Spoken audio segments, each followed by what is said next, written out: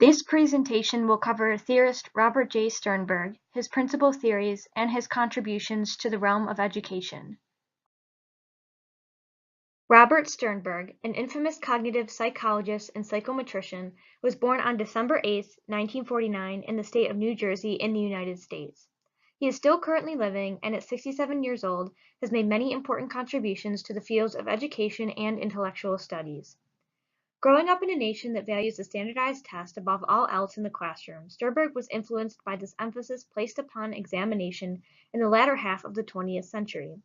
Sternberg's childhood was riddled with feelings of test anxiety, and by the age of 6 years old, Sternberg's anxiety had become so crippling that he scored poorly on his initial IQ test, even though his parents and peers considered him to be quite bright.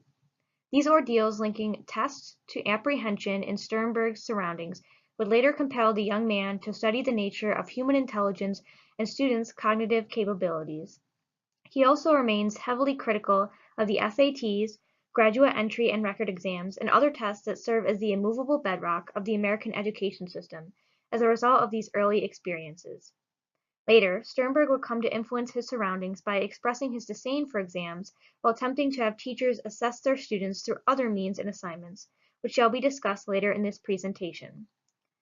Sternberg was also influenced by the current trends period in intelligence theory that arose in the second half of the 1900s.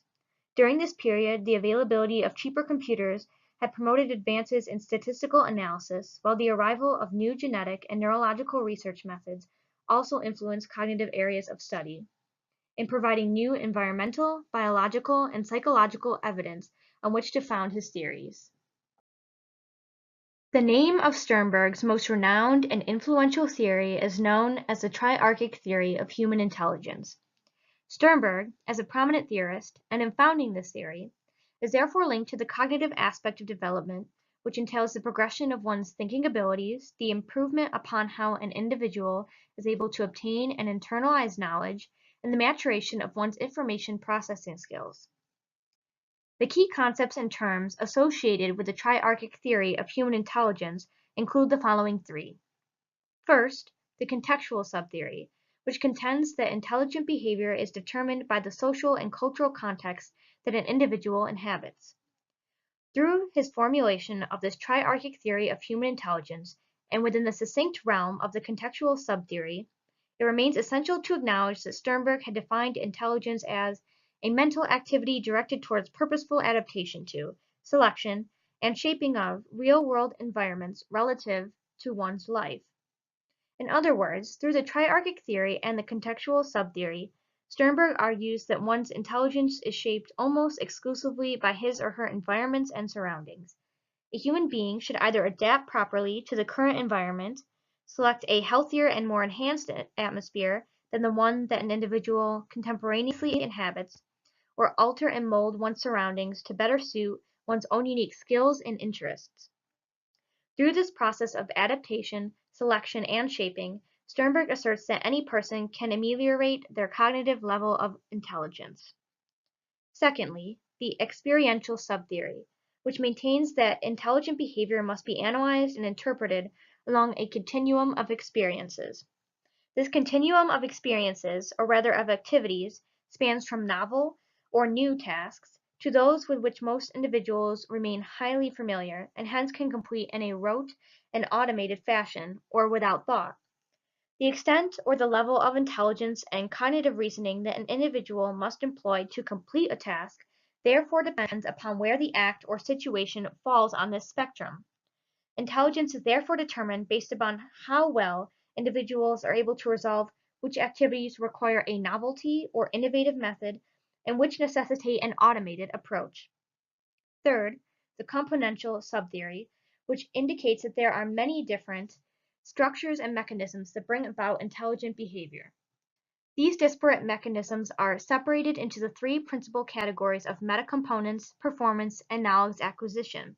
According to Sternberg, metacomponents dictate one's ability to effectively process and analyze information. Performance entails the execution of one's evaluation obtained through metacognition, and knowledge acquisition involves the brain combining new information and comparing new knowledge to old knowledge so that he or she can learn and absorb additional material and become more intelligent. In any case, Sternberg remains convinced that all three of these subtheories, contextual, experiential, and componential, must be taught and strengthened within the minds of all students so that each human being can attain his or her maximum level of intelligent behavior. In defining intelligence, Sternberg therefore contends that such cognitive faculty is perceived as achieving whatever it is you want to attain in your life within your social-cultural context. This act is in turn performed by capitalizing on your strengths and compensating for or correcting your weaknesses, or rather by improving upon the types and areas of intelligence where one may find difficulty. Because intelligence is so multifaceted and consists of so many different subtheories and categories, Sternberg believes that the old conception that the IQ and general examinations are an adequate indicator of one's cognitive potential and academic aptitude is false. In truth, no one test could possibly satisfy and properly measure all of the different criteria and types of intelligence that exist, and for this reason, because intelligence compromises disparate skills for each human being, there exists no one all-encompassing test that accurately gauges one's intellect. Under Sternberg's three primary influences, the additional concept of the information processing theory ultimately impacted Sternberg and his theory of triarchic human intelligence. This information processing theory contends that children's minds mature and develop because of the processing of information, or rather, by scrutinizing the knowledge that they encounter, rather than simply responding to the stimuli around them in their environments. This perspective also equates the human mind to a computer, because it can analyze information from the person's surroundings, and emphasizing that the minds of the youth can be molded effectively if they are continuously exposed to opportunities where they can process information that they receive through their senses.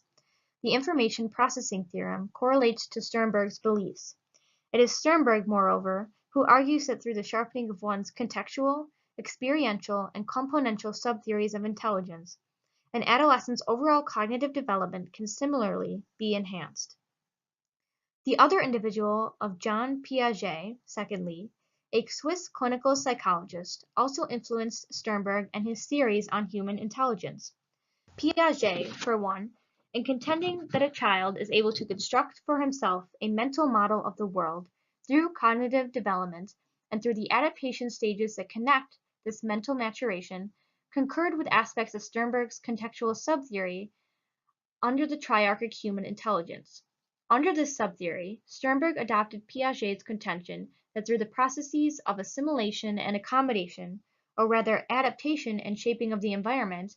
an individual's overall intelligence can be strengthened as the child learns more about the real world that surrounds him or her. Piaget's schemas, or cognitive building blocks, also impacted Sternberg's componential subtheory, and the notion that old information must be distinguished from and built upon new information in the mind of a person in order for effective learning to take place is emphasized. Lastly, theorist Howard Gardner is most closely linked to my theorist of Robert Sternberg. Like Sternberg, Gardner contends that human beings possess multiple different types of intelligences, other than the sole generic or general cognitive skills that are measured on tests. Gardner's succinct theory, known as multiple intelligences, further asserts that 9 disparate types of aptitudes of linguistic, spatial, logical, mathematical, musical, bodily kinesthetic, interpersonal, intrapersonal, naturalistic, and existential dwell in the minds of all human beings. This is similar to how Sternberg contends that analytical, creative, and practical thinking are required for an individual to maximize his intellectual potential. Through Gardner and Sternberg's eyes, it is a blunder for teachers and educators to quantify one category of intelligence on their examinations. Rather, tests and assignments should be assigned that assess one's proficiency among all different intellectual varieties. On a final note, Gardner and Sternberg also both account for the notion that the intelligence of a person is influenced by his or her succinct environment. Gardner, in believing that different communities force disparate ideals into the intelligences of human beings, correlates himself to Sternberg, and Sternberg's conviction that through such processes as adaptation and selection, as delineated under the contextual subtheory, individuals' intelligence is shaped analogously by his or her environments and surroundings. Under the triarchic theory of human intelligence, individuals and children are able to learn by analytically, creatively, and practically thinking. Practical thinking, for one, allows young scholars to fulfill the contextual subtheory, or portion of the larger concept of triarchic human intelligence. By employing practical thinking, or when individuals apply information to solve everyday problems that arise, students are essentially learning to adapt and shape their surroundings to resolve these dilemmas. For example, in delineating a lesson upon how it remains imperative for large companies to reduce the amount of pollution within the air, students may be prompted by their educators to think about ways that pollution can be diminished within their own communities. Given what a pupil may know about the people in his or her neighborhood, he or she will therefore think about what is practical for the adults in his or her environment to complete to help protect their surroundings, such as recycling bottles or taking showers that last for less than 10 minutes. And rationalizing practically in this manner, students are able to strengthen their intelligence and learn how to mold their surroundings to better fit their own interests, in this case associated with the conservation of the natural world. Secondly, to suffice the experiential subtheory of Sternberg's overarching triarchic human intelligence principle, students learn under this subtheory by thinking creatively. Creative thinking, which occurs when students must contemplate how to process information correctly to apply it to unfamiliar challenges, additionally helps pupils to learn to complete activities situated all along Sternberg's continuum of experiences. For instance, if a young scholar is asked to improve upon a familiar or automated task that exists at one end of the continuum, such as to discern an additional or faster way to water houseplants, or rather, if he or she is asked to take an original approach when obliged to perform a novel task at the other end of the spectrum, such as by writing a poem, creative thinking is utilized in both examples and at both ends. In any case, upon deliberating creatively, individuals in schools are able to learn how to complete a variety of acts ranging from automation to novelty, and as prescribed by the experiential subtheory, while reinforcing and expanding their intelligence all the while. In finality, aside from both practical and creative reasoning, it is analytical thinking that thirdly allows students to learn under Sternberg's succinct theory of triarchic human intelligence. By utilizing analytical thinking, or when pupils use multiple steps entailing critique, evaluation, and comparison and contrast to solve familiar types of problems in their more abstract forms, pupils are learning how to judge difficulties properly, and subsequently, how to apply the correct course of action. These two behaviors are further necessitated under the meta-components and performance aspects of the componential subtheory. For example, if an English teacher had fulfilled a lesson that taught his or her class 2 essential novels, the students may then be necessitated or obliged to complete an assignment that compels them to write an essay on the themes present within the books. In this instance, the pupils will not only assess the task presented through metacomponents and will choose to structure the essay in a certain order through performance, these adolescents will also employ knowledge acquisition to compare their old knowledge to new knowledge acquired from the text. This is so that he or she can learn and understand new themes, and hence so that they will also be able to accurately write about them. In fulfilling these three elements associated with the componential subtheory of metacomponents, performance, and knowledge acquisition, students are able to strengthen their intelligence and learn how to successfully dissect information while under the broader theory of human intelligence. First and foremost, the triarchic theory of human intelligence essentially influences classroom teachers in that it makes them more prone to recognizing the cognitive diversity that exists amongst their classes. In addition to the racial, ethnic, socioeconomic, and religious disparities that may dwell among pupils, there also exists some students who may learn better through creative or analytical thinking, as opposed to the practical reasoning that other young scholars in the class may remain proficient at. Because so many dissimilar strengths and weaknesses exist among children, it remains imperative for teachers to implement instructional strategies that will help all pupils to improve upon the creative, practical, and analytical thinking skills that they possess, which will consequently aid adolescents in enhancing their contextual, experiential, and componential spheres of intelligence. This is in accordance with Sternberg's all-encompassing triarchic theory. Secondly, the triarchic theory of human intelligence impacts classroom teachers by compelling them not to simply measure a student's worth or potential based upon a test score. In recognizing that multiple types of intelligence are present amid the young minds in a classroom, based upon Sternberg's resolve, educators should assign tasks that assess how precisely students are able to think, whether creatively, analytically, or practically. Examples of such assignments include if a student were to, for example, create a diorama to illustrate the theme in a novel, while employing creative scrutinization, or rather, if he or she was asked to compare his or her daily lifestyle to that of a historical figure, with the use of practical consideration.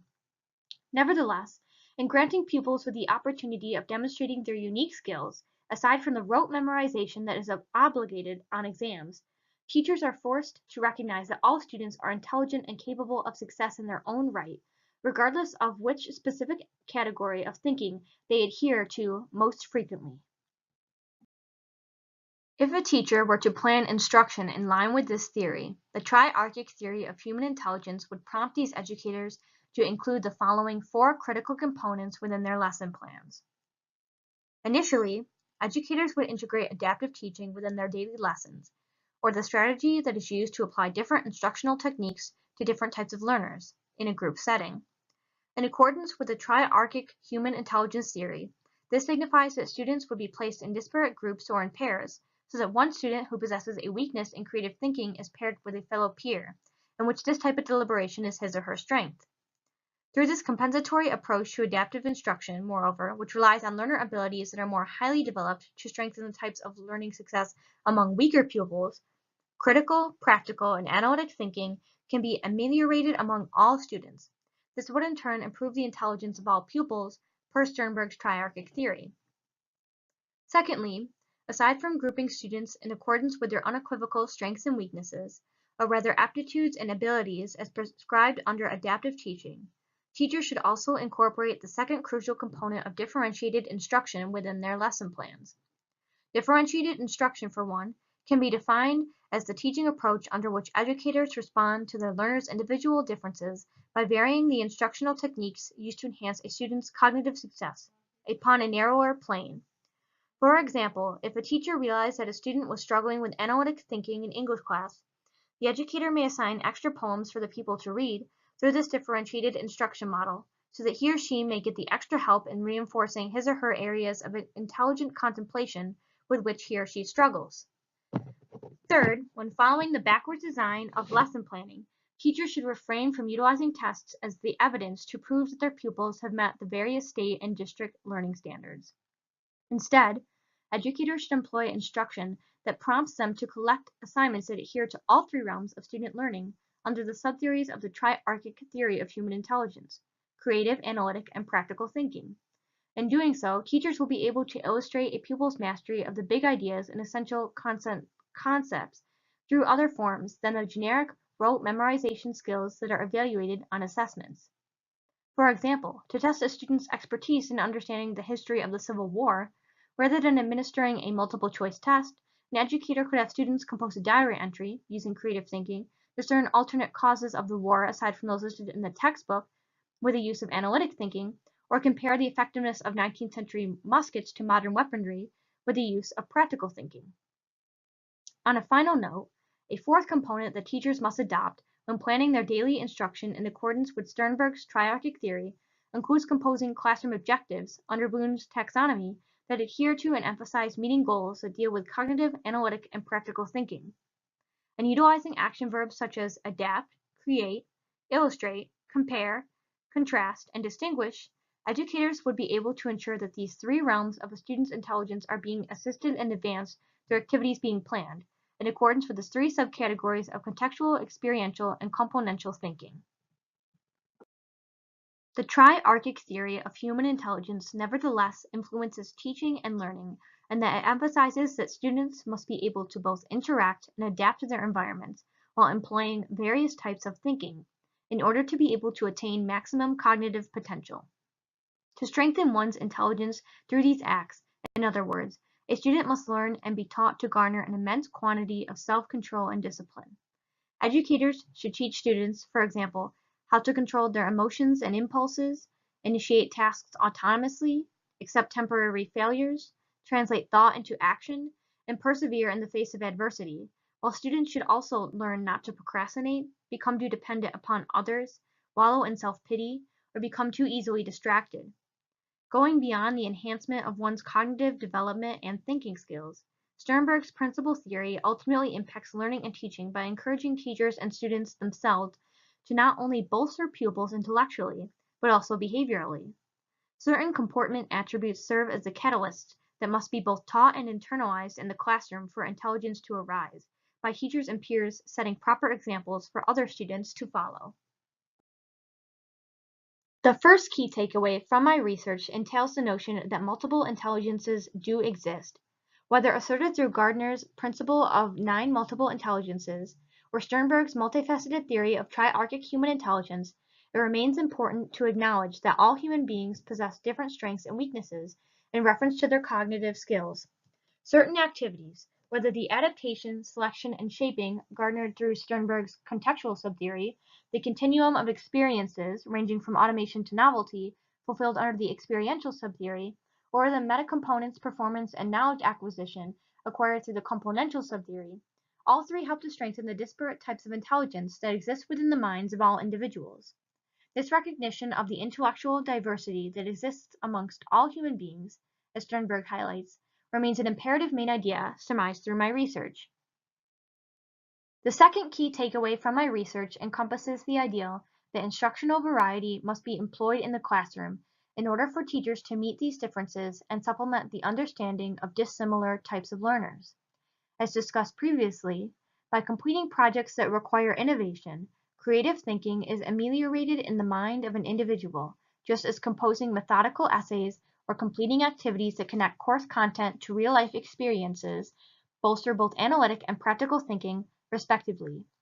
In any case, it is significant for educators to utilize as many different strategies and allocate as varied an assortment of assignments as possible so that the intelligence of students in a multitude of distinct forms can be measured. Per Sternberg's suggestion, it harms pupils to simply measure their intelligence through examinations that only gauge a child's memorization and general astuteness, which only hinders the academic potential of those students who possess stronger creative, analytic, or practical thinking skills.